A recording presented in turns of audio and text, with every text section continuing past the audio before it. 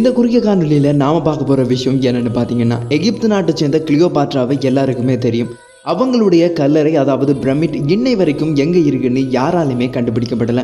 அதை பத்தி தான் பார்க்க போறோம். அதுக்கு முதல்ல நம்ம சேனலை சப்ஸ்கிரைப் பண்ணி பெல் ஐகானை பிரஸ் பண்ணிடுங்க. அதோட இந்த வீடியோ பிடிச்சிருந்தா ஒரு லைக்கும் போட்டுருங்க. எகிப்து நாட்டில் பிறந்து உலக அழகியா போற்றப்பட்டவங்க தான் கிளியோபாட்ரா. அவங்களுடைய காதலனையும் எல்லாருக்குமே தெரிஞ்சிருக்கும், மார்க் ஆண்டனி. இவங்க 2 பேருமே இறந்ததுக்கு அப்புறம் ஒரே பிரமிட்ல புதைக்கப்பட்டாங்கன்னு சொல்லி பண்டைய கால எழுத்தாளர்கள் குறிப்பிட்டிருந்தாங்க. அது மட்டும் இல்லாம இவங்க புதைக்கப்பட்ட போது இவங்களுடைய பிரமிட்டுக்குள்ள அதிக அளவிலான பொக்கிஷங்கள், தங்கம், மரகதம், நாணயம் என்று சொல்லி எல்லாமே வச்சு புதைக்கப்பட்டதா சொல்லப்பட்டுச்சு. ஆனா இன்றை வரைக்கும் இவங்களுடைய அந்த ஒரு கல்லறை பிரமிட் எங்க இருக்குன்னு யாராலுமே தெரியல. 2010ஆம் ஆண்டு எகிப்தினுடைய தொல்பொருள் அமைச்சர் ஒருத்தர் ஜாஹே ஹவாஸ் என்று சொல்லக்கூடியவர் அலெக்சாந்திரியாவுக்கு பக்கத்துல அகழ்வாராய்ச்சியை மேற்கொண்ட போதிலும் அங்க இவங்களுடைய கிளியோபாட்ராவினுடைய காலத்தை சேர்ந்த சில பிரமிட்டுகள் கண்டுபிடிக்கப்பட்டாலும் இவங்களுடைய பிரமிட் கண்டுபிடிக்கப்படவே இல்லை.